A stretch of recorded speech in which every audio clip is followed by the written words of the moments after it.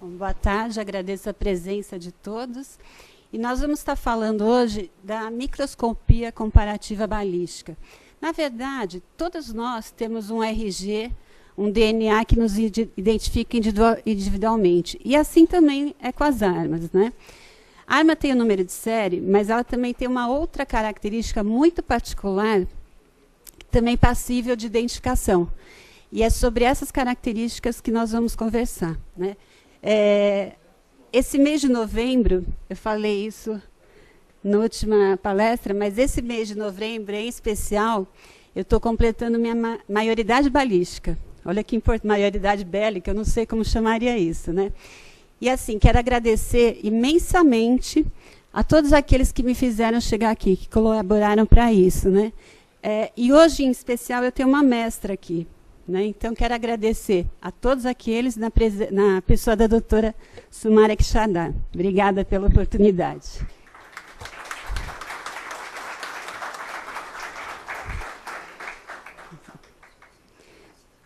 E acho que eu trouxe o slide errado, hein? Meu Deus. Trouxe errado. Minha apresentação está errada. Nossa, a correria da gente é tão grande, né? Eu falei, meu Deus, será que eu errei a palestra? Estou achando que eu errei. Nada que não se resolva com um simples tiro, né? Ficou bonitinho, né, o tiro? Então, gente, é o seguinte. Na hora de um tiro, eu quero determinar tanto a autoria, na verdade, o meu trabalho vai ser ajudar na determinação da autoria, como também, se eventualmente eu tiver vários tiros, esse é um exemplo típico, se os senhores perceberem, eu tenho em torno de 15 tiros que foram dados nesse local.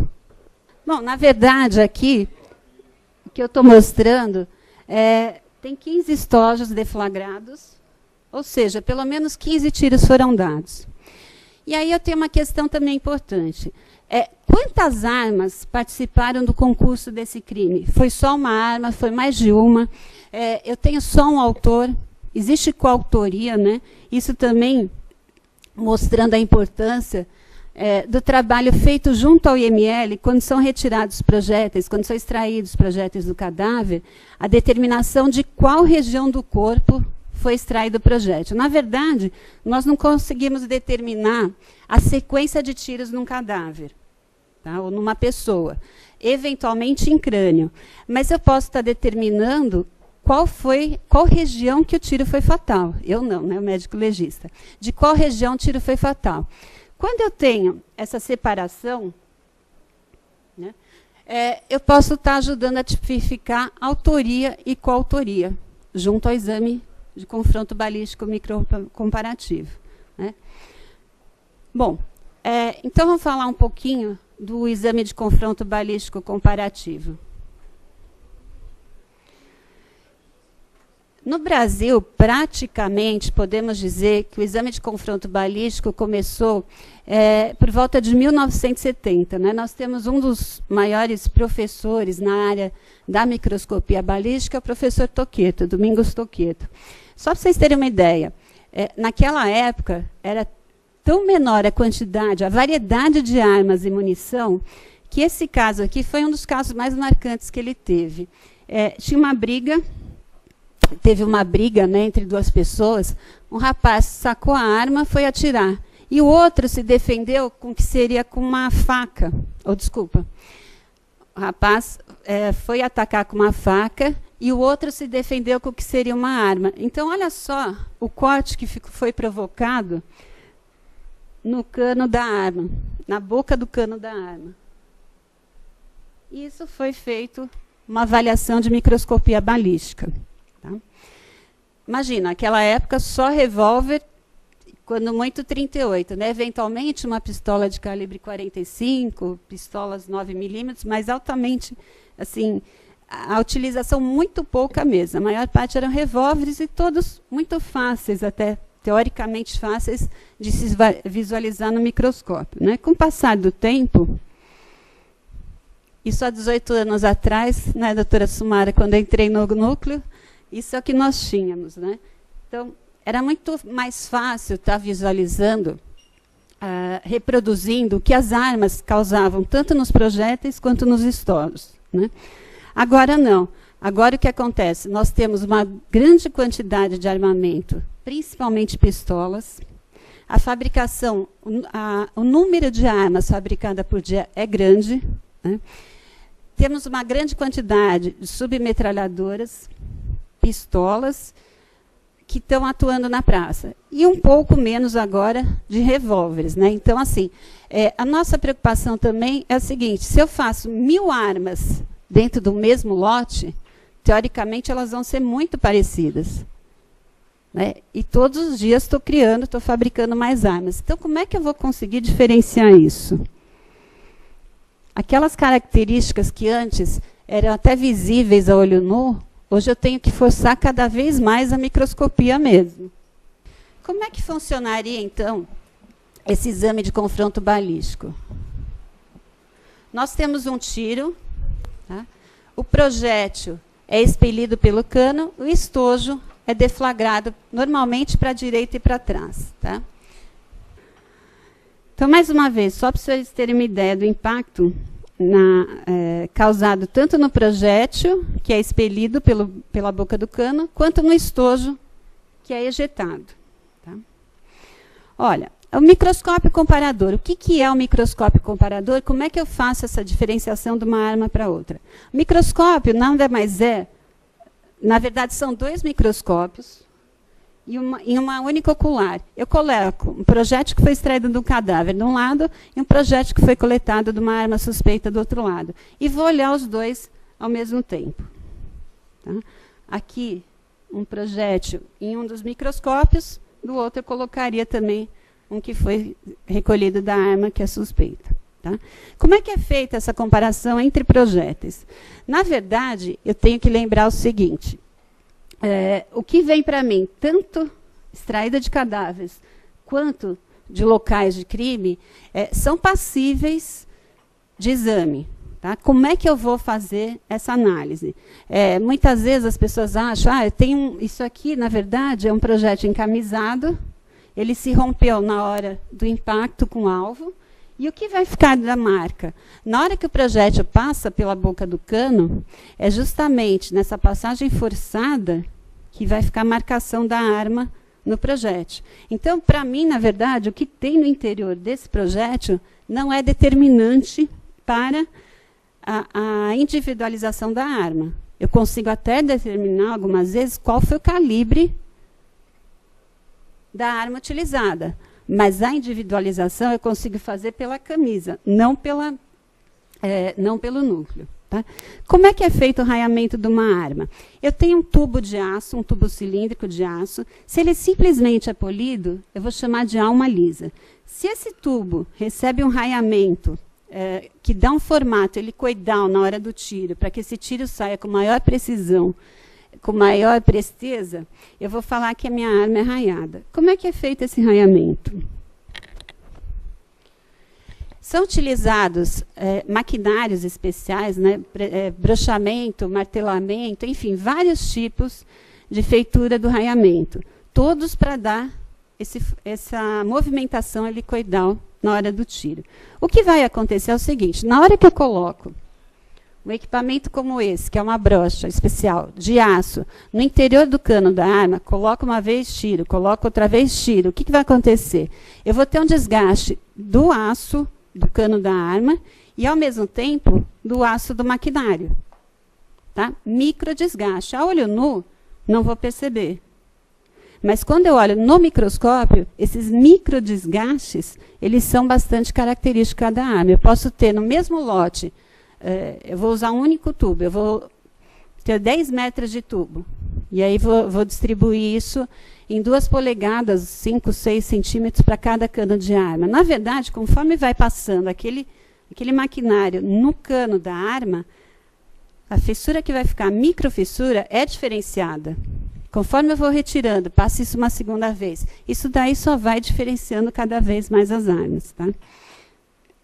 Então, o que vai ter, na hora que sai o projétil, sai do cano da arma, ele vai ficar impresso. Né? A impressão que eu vou ter no projétil é exatamente desses microdesgastes feitos no raiamento da arma, na hora do raiamento. Como é que eu coleto projéteis de arma para poder estar fazendo esse exame, essa comparação? Tanto faz eu atirar num tanque com água, desde que o projétil não seja expansivo. Por que expansivo? Porque são projéteis que, a hora que dão impacto ao alvo, eles se abrem, se deformam totalmente, então não conseguiria recolher um projétil adequado para visualização. Como também posso estar utilizando coletores de algodão. Tá, o algodão, ele novela o projétil e eu consigo retirar ele íntegro. O que é importante num projétil que nós vamos chamar de padrão? É que ele saia exatamente e unicamente com as características da arma. Como se eu desse um tiro no ar, eu pego ele do ar, antes de pegar no alvo, eu recolho ele do ar e vou fazer a comparação com o que foi extraído do cadáver ou encontrado no local de crime. Por isso que nós utilizamos ou água ou algodão. Tá? Antigamente, há muito tempo atrás, a glicose, né? Hoje em dia não se utiliza mais. Tá? E aí, olha o que eu vou estar visualizando. Por exemplo, de um lado aqui eu tenho um projétil extraído de um cadáver, de outro, um projétil encontrado no local de crime. Só para vocês terem uma noção. Não necessariamente eu preciso ter um projétil inteiro, um projétil sem nenhuma deformação, para ter essa visualização. Às vezes eu tenho um projétil inteiro, mas ele não tem nenhuma característica específica para determinar que foi daquela arma. E às vezes eu tenho só um pedacinho de uma camisa de projétil, ou de um projétil propriamente dito, só uma base, um pedaço pequenininho, e eu consigo determinar. Por quê? Porque é uma característica que ficou da passagem daquele raiamento, uma característica marcante da arma. Tá? Aqui, um exemplo de um projétil de calibre 32, provavelmente o tambor estava desregulado.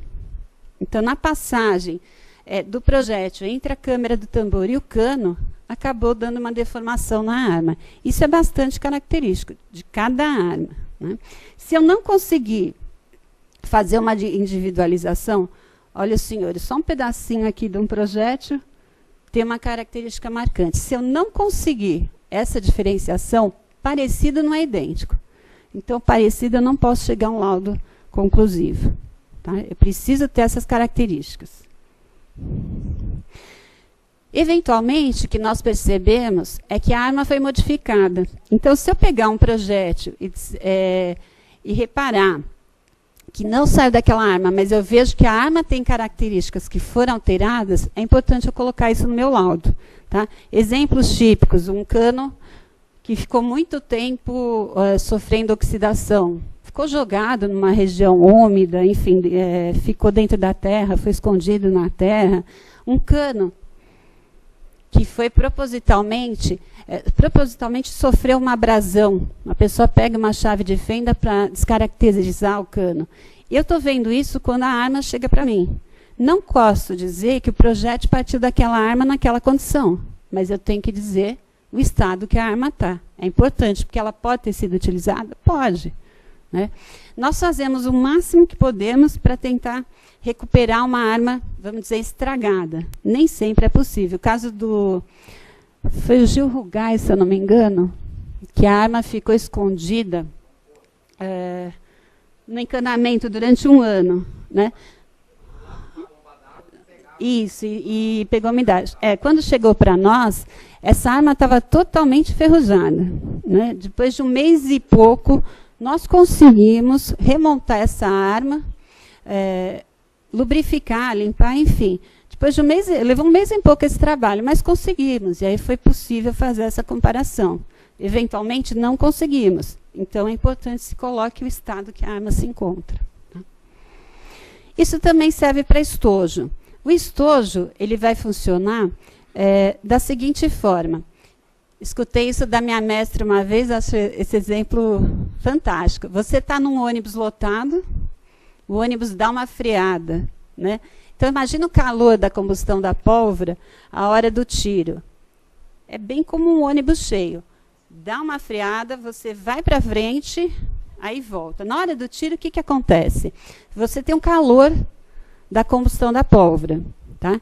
Então, o estojo vai ser ajeitado para trás. Ele bate na culatra, E quando ele esfria, toda aquela marcação da culatra da arma, da parte de trás da arma e do pino percutor vai estar marcado naquele estojo. Então, é exatamente isso que nós vamos procurar. O ferramental, vai falar assim, mas as armas são parecidas, elas são colocadas com o mesmo ferramental. Só que o ferramental, na hora de você colocar um pino percutor, uma culatra de uma arma, também funciona como no raiamento. Vai ter sua característica própria. E vai deixar algumas... Isso aqui é claro que é uma exceção, que nós chamamos de uma visita, tomara que todos os casos fossem assim, né? Não são. Mas vai deixar uma marca bastante específica e diferente uma da outra. E é ela que nós vamos estar analisando. Olha, um exemplo aqui, o que eu vejo na arma e o que eu vejo na base do estojo. Tá? Aqui também. Aqui eu tenho estojo coletado em local de crime e um estojo recolhido de uma arma suspeita. Aqui, a culatra de um revólver. Essa marcação toda veio para a base do estojo. Tá? Essa característica só vai ter nessa arma. Como é que eu sei disso? Nós brincamos que os peritos de laboratório, né, têm, desculpa o respeito, horas bunda. Não é o que são horas bunda, ficar horas e mais horas em frente ao microscópio.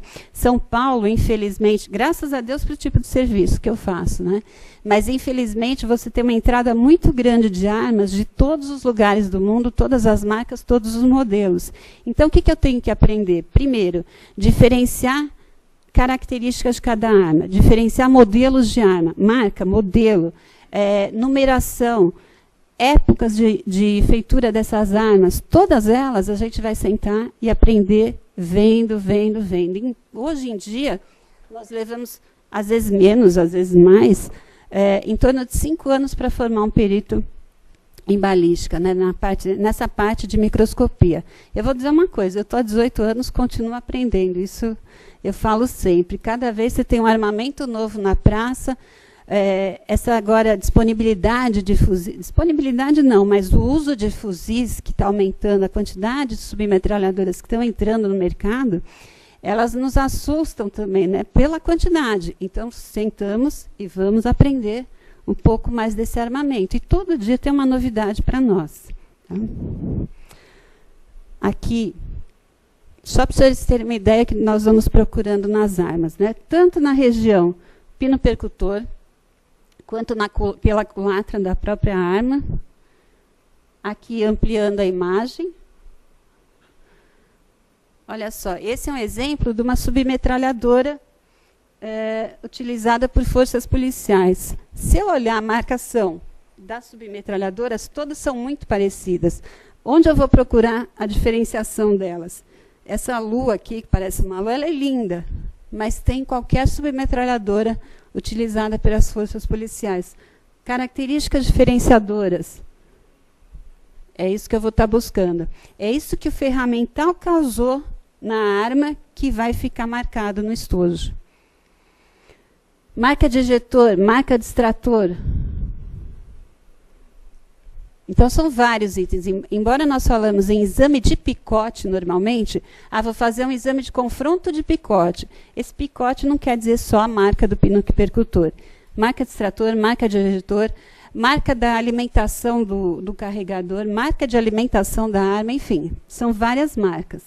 Né? Olha, aqui em paralelo, depois de alguns anos, a gente começa a ver uns patinhos, uns barcos, umas coisas diferentes, né? Você sabe que é característico, só aquela arma vai ter essa característica, feita na hora da colocação das peças pelo ferramental. Aqui, calibre 22, que não teria espoleta, também tem sua marcação. Né? E aí, para fechar essa parte, só para os senhores terem uma ideia, o pessoal fala muito que as pistolas da marca Glock são bem diferentes. Né? Eu tinha uns 6 anos, já contei essa história aqui, vou repetir, acho que talvez alguns não tenham escutado. Eu tinha 6 anos de serviço, sentei no comparador, minha diretora estava me orientando naquele exame. Falei, Sônia, olha que lindo, coisa mais bonita, o picote dessa arma é retangular. Nossa, que diferente. Eliane, todas as pistolas da marca Glock, indiferente do calibre, deixa essa marca retangular. Então, assim, se eu olhar um estojo a olho nu, eu estou vendo que é retangular. Acabou comigo, né? Poxa, não aprendi mais nada. Aonde eu vou procurar a diferença de um estojo de uma pistola Glock para outra? Justamente naqueles micro desgastes provocados pelo ferramental. Olha aqui, ó. Ampliando as imagens. É isso que eu vou estar pesquisando. Eu estou vendo sempre, essa linha preta é sempre divisória entre estojo recolhido no local, estojo recolhido de uma arma suspeita. Inclusive em outras regiões, não só do percutor. Tá? Deixa eu só... talvez alguém me faça um questionamento. Eu tenho mais 5 minutinhos? Tenho, né? Eu fiz um trabalho para mostrar justamente essas armas feitas no lote, no mesmo dia, no mesmo lote, né, feitas juntas, com número praticamente sequencial, como elas são diferenciadas. Então, só para os senhores terem uma ideia, né, aqui eu tenho o pino percutor, que nós chamamos de pino percutor, aqui a culatra da arma.